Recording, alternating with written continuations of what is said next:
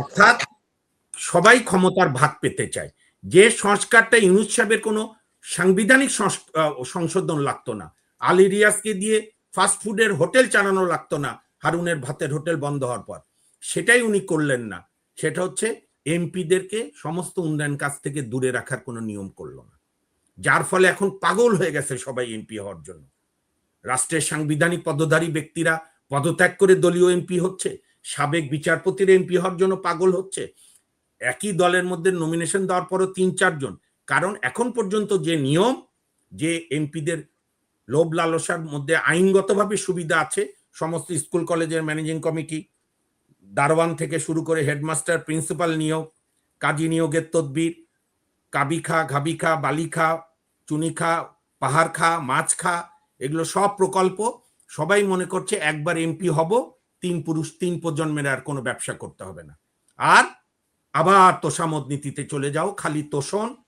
আপনি দেখেন, আমি অবাক লাগছে, আমি একটা অদ্ভুত দেশের নাগরিক। আমি ৪ঠা আগস্ট পর্যন্ত সারা বাংলাদেশে বঙ্গবন্ধু শেখ হাসিনা জয়, চোখ পচে যায় আমার, চোখের উপর অত্যাচার, আর জায়গায় জায়গায় লোকাল নেতা। আর এখন এত লোক খালেদা জিয়ার ভক্ত ছিল, মুরগি কল্যাণ সমিতি থেকে শুরু করে মুচি সমিতি সহ, শুধু বেগম জিয়া, তারেক জিয়া, শহীদ জিয়া, ভালো। আর কেউ নাই বাংলাদেশে, আর কোনো রাজনৈতিক দল নাই, আর কোনো সমর্থক নাই। এ কি উদ্ভট এক চাটুকারের, আমি বলছি 1 মিনিট, অদ্ভুত এক চাটুকারের মধ্যে পুরা মিডিয়া দালাল। একটা মিডিয়া তো এই যে বসুন্ধরা দালাল মিডিয়া, এত ইন্ট্রোভার্ট ভদ্রমহিলা, ভালো ডাক্তার তারেক রহমানের সহধর্মিনী, জাইমা রহমান ভূমধ্য সাগরে, জাইমা রহমান আটলান্টিক মহাসাগরে, জাইমা রহমান এয়ারপোর্টের ভিআইপি লাউঞ্জে, এগুলো কোনো নিউজ? এ কি দালালির অন্ধ প্রতিযোগিতা? আমি তো আপনাদের মিডিয়া নিয়ে খুবই হতাশ।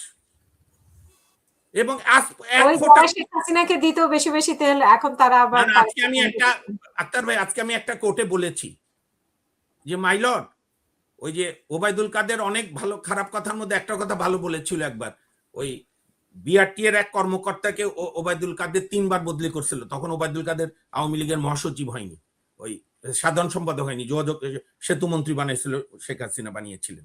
তো খালি হাঁটতো আর বিভিন্ন দুর্নীতির বিরুদ্ধে কথা বলতো, এরকম করে হাঁটতো।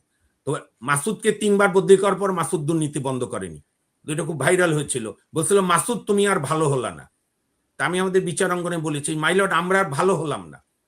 আপনি বলেন ৪ঠা আগস্ট ২০২৫-২৪ পর্যন্ত সবাই জানতো যে তত্ত্বাবধায়ক সরকার যে শেখ হাসিনা অন্যায়ভাবে বাতিল করলো, সেই আইনের বিরুদ্ধে কোনো রিট করলে ও কোর্ট পারমিশন দেবে না। আর 5ই আগস্ট থেকে এখন জানে যে বিএনপি জামাতে যেই যাবে সেই খালাস পাবে, আর আওয়ামী লীগের যদি নির্দোষ কর্মী থাকে সে জেলে যাবে।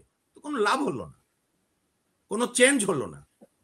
আপনি আমি জানতে চাই, আমাকে সমৃদ্ধ করবেন হাসিনা, আপনার কাছে যদি তথ্য থাকে যে আন্দোলনের কোন পর্যায়ে বিএনপির সহ সমমনাদের দাবির মধ্যে ছাত্রদের 9 দফার মধ্যে ছিল যে শেখ হাসিনার পতন হলে আওয়ামী লীগ নিষিদ্ধ হবে?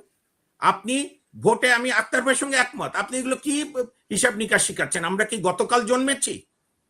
আপনি টোটাল ভোটারের 30 থেকে 35% তার কোনো রাজনৈতিক আদর্শের কোনো লোক ভোট প্রার্থী নাই। এই জন্য জামাত বিএনপি যে যার মতো ট্রাই করছে, করবেই ভোটে দাঁড়ালে। প্রথম গেল 35% বাদ, তারপরে আপনি বলবেন দেশকে সবাই গড়ব, আর কিছু হলেই বলবেন গত 17 বছরের নির্যাতন নিপীড়ন। 17 বছরের মধ্যে প্রথম 2 বছর না বিএনপি আন্দোলন করেছে না আওয়ামী লীগ আন্দোলন করেছে। আমি 1 মিনিটে শেষ করি। না না, জামাত তো প্রশ্নে ওঠে না। কারণটা কি?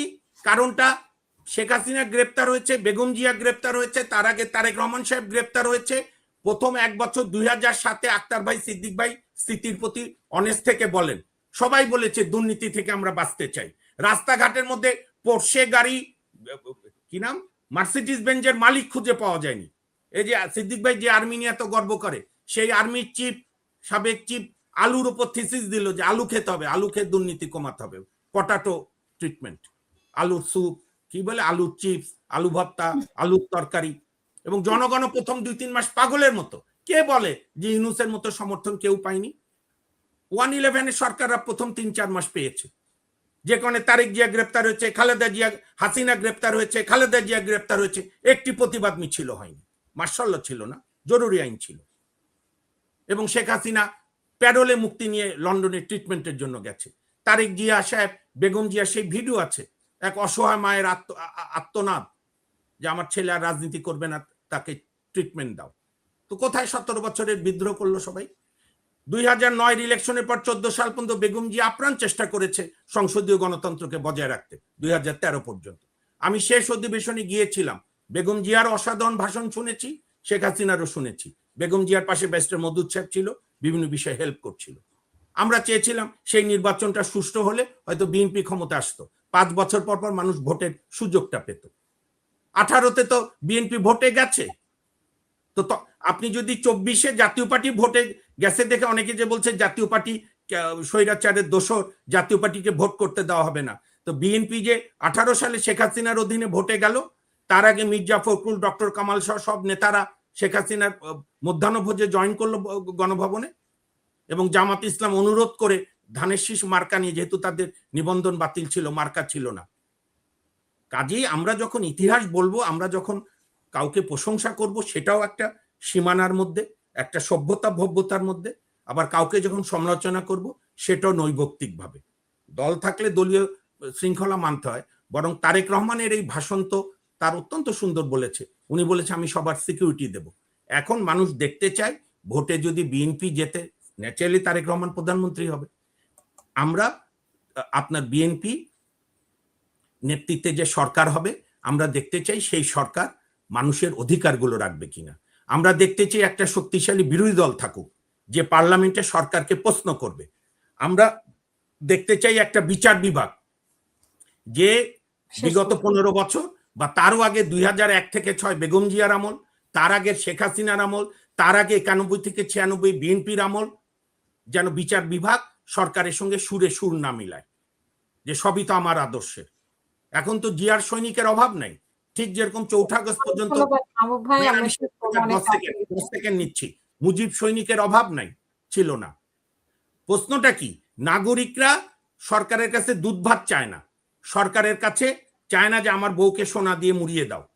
নাগরিকরা চায় যে যার মতো জীবিকা করবে, সরকার বা সরকারি দল যেন হামলে না পড়ে, যেন বিরোধী মতকে স্তব্ধ করার জন্য গ্রেনেড নিক্ষেপ না হয়, যেন বিরোধী মতকে স্তব্ধ করার জন্য একতরফা ভোট না হয়, গুম না হয়, 14, 18, 24 না হয়, 96 15 ফেব্রুয়ারি একতরফা ভোট না হয়, 73, 79, 86, 88 মতো ছোট ছোট কারচুপি নির্বাচন না হয়। আমি একটা বলি, শেষ করছি, অ্যাটলিস্ট 3টা টার্ম যদি আমরা তত্ত্বাবধায়ক সরকারের অধীনে 15 বছর ভোটের মাধ্যমে সরকার বদলাতে না পারি, আর প্রতিষ্ঠানগুলো গড়বার দিকে যদি ক্ষমতায় যাওয়ার দলগুলো মনোযোগ না দেয়, তাহলে আমরা একে অপরের প্রশংসা করতে পারি, প্রশংসার সাগরে ভাসিয়ে দিতে পারি, বাংলাদেশের মানুষের কিছু হবে না।